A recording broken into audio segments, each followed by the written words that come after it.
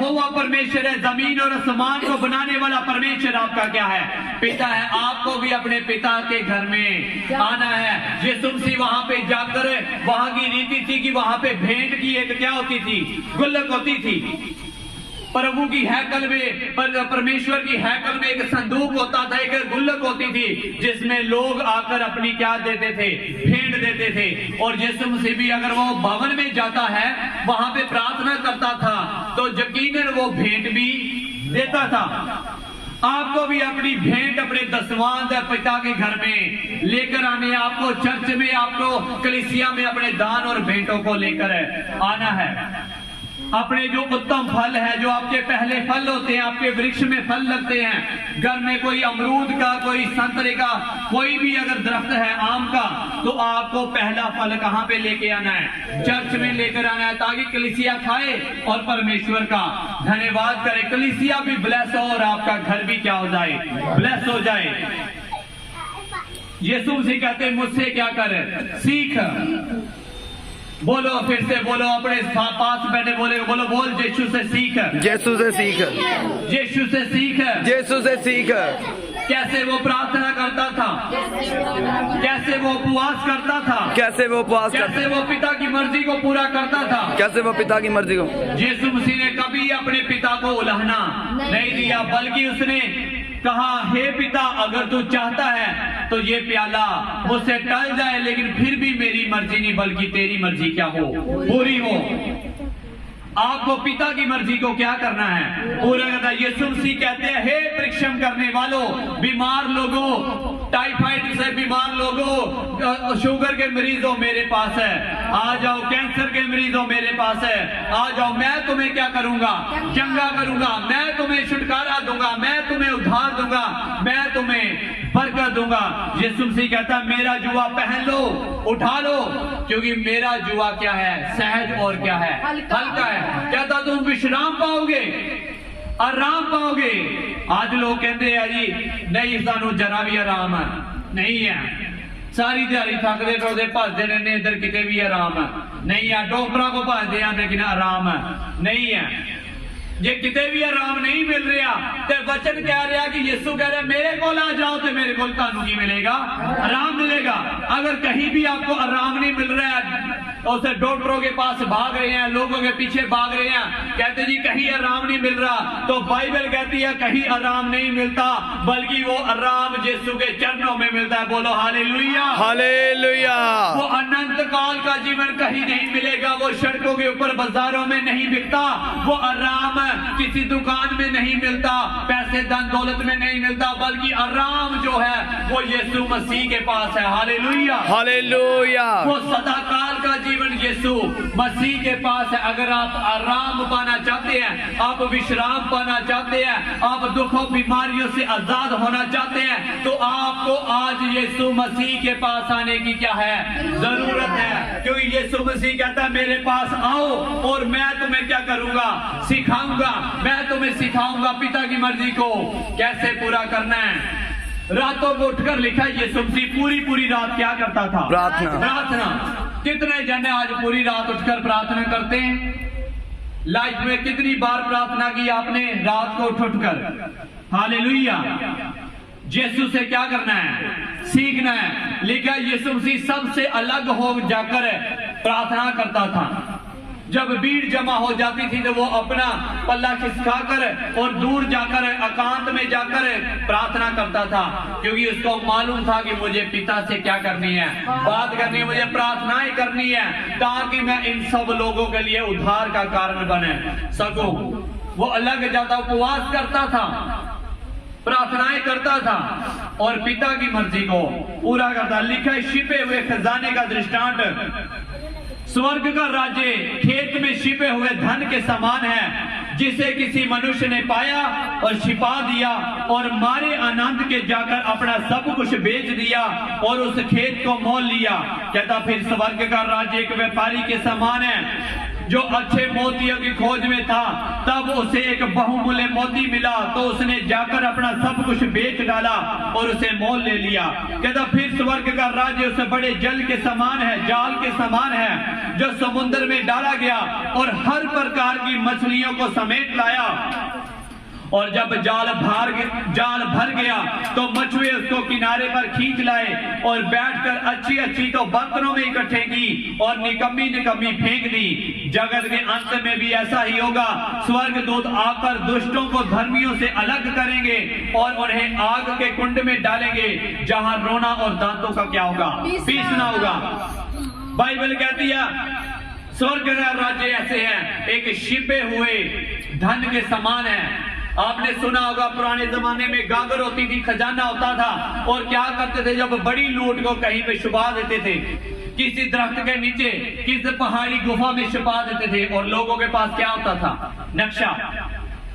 नक्शा होता था कि इस नक्शे को लेकर हम कहां पे पहुंच जाएंगे, खजाने पे। 40 चोर और 40 बाबा की कहानी किन्होंने सुनी है? अली बाबा और 40 चोर कितनों ने सुना है? फिल्म भी आई है, अली फुलाला में भी आता था वो। कितनों ने सुना है? अली बाबा और 40 चोर। उसमें क्या था, एक खजाना था।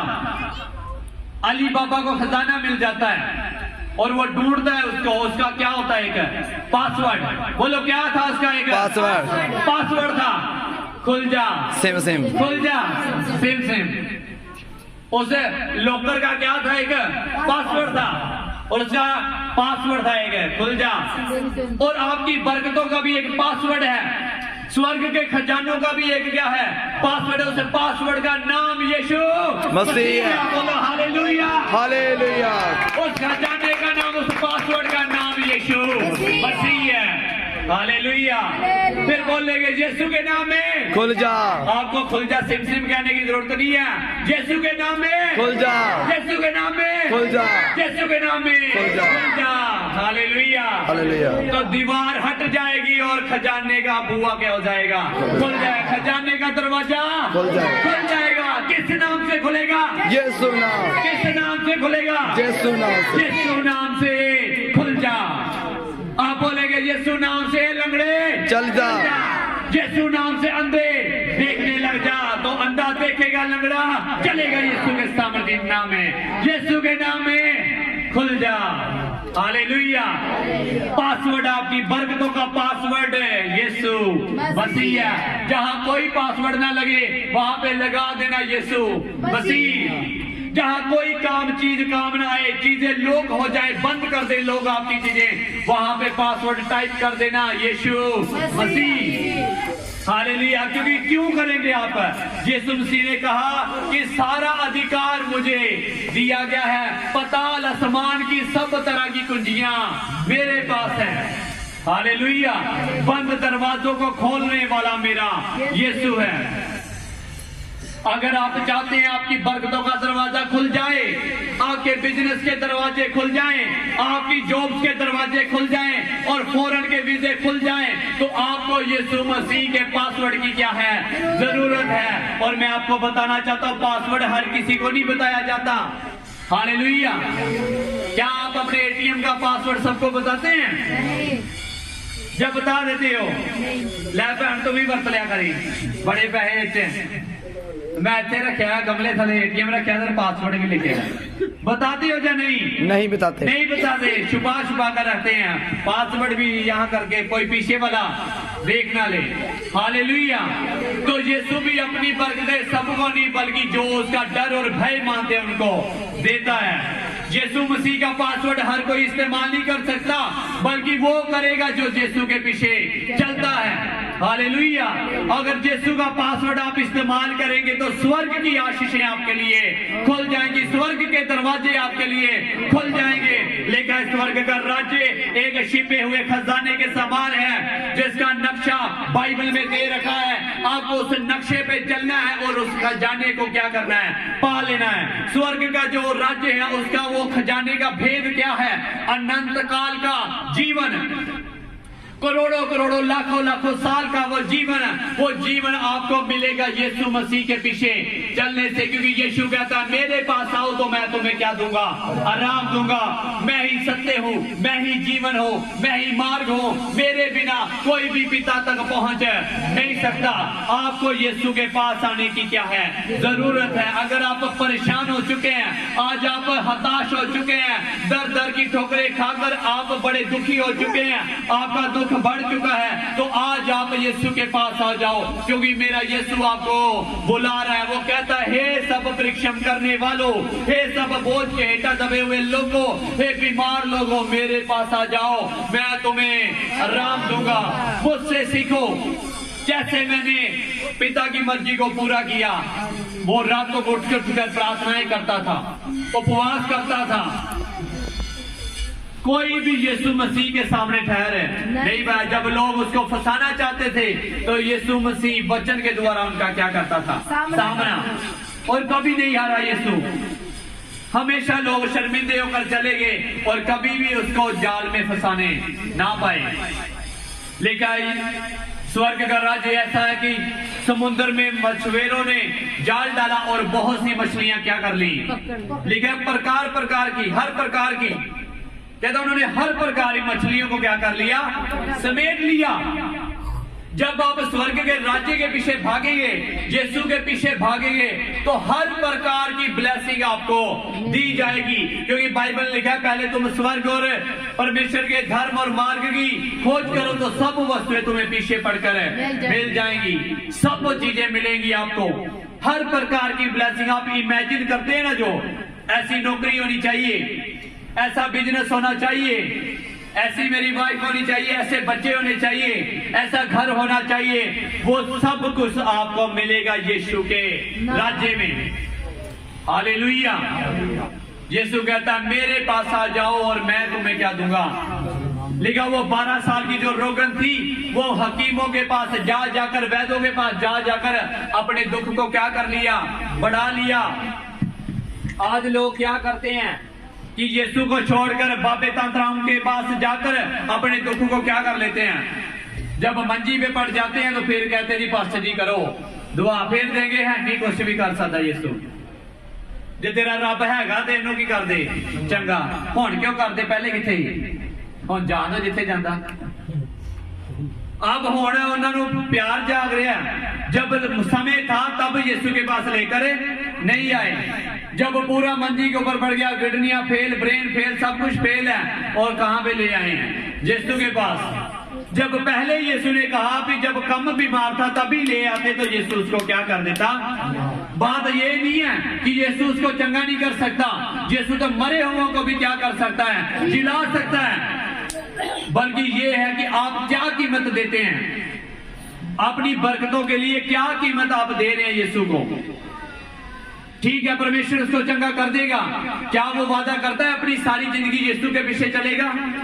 क्या उसके घर वाले उसकी ये वादा करते हैं परमेश्वर से कि परमेश्वर यीशु तू अगर तू मेरे इस रोगी को चंगा कर देगा तो मैं और मेरा सारा घराना तेरे पीछे चलेगा? ये बात नहीं बोलते। वो कहते बस हमारा रोगी क्या हो जाए, और फिर हम अपने वही जो हम पहले करते, जिनको करते वहीं पे जाएंगे। अगर है सच में आप चाहते हैं कि यीशु उसको चंगा कर दे, तो कहते कि मैं अपने सारे घराने समेत यीशु की सेवा करूंगा। अगर यीशु मेरे मरीज को क्या कर दे, चंगा कर दे, अगर यीशु मेरी बीमारी दूर कर दे, तो मैं जीवन भर यीशु की क्या करूंगा, सेवा करूंगा। ऐसी बात नहीं है यीशु चंगा नहीं कर सकता। बाइबल पढ़ के देखो, यीशु ने तो मरी हुई लड़की को क्या कर दिया, 4 दिनों का मुर्दा, जिसको अभी तो कीड़े पर जाने थे, उसको उसमें बदबू डल गई थी, बदबू आ रही थी उससे। कहते 4 दिन हो गए हैं, मुर्दे में तो बदबू आ रही होगी, तो कैसे हो जाएगा? तो यीशु ने कहा हे लाजर कब्र से बाहर आ जा। तो अब तो लो 4 दिनों का मुर्दा कब्र से क्या आ गया, बाहर। यीशु सब कुछ कर सकता है, बल्कि ये है कि क्या आप उसके लिए कीमत देने को तैयार हैं? आप कहते मेरा घर बड़ा घर हो, मेरे पास अच्छी नौकरी हो, तो क्या सैक्रिफाइस है आपका? आप चर्च नहीं आ सकते। जो बंदा चर्च ही नहीं आ सकता तो कैसे प्रभु से बरकतें ले सकता है? बरकतें हम चाहते हैं बड़ी बड़ी, और एक छोटा सा काम है, बस चर्च में 2 घंटे की सर्विस होती है, ज्यादा से ज्यादा 3 घंटे। अगर उसमें भी आदमी नहीं आ सकता तो कैसे हम प्रभु के आगे प्रार्थना कर सकते हैं कि प्रभु हमें। हालेलुया। सभी को जय मसीह की। आप अपना दसवांत, अपनी बेंड इस अकाउंट नंबर पर जो आपको स्क्रीन पर शो हो रहा है भेज सकते हैं। सभी को जय मसीह की।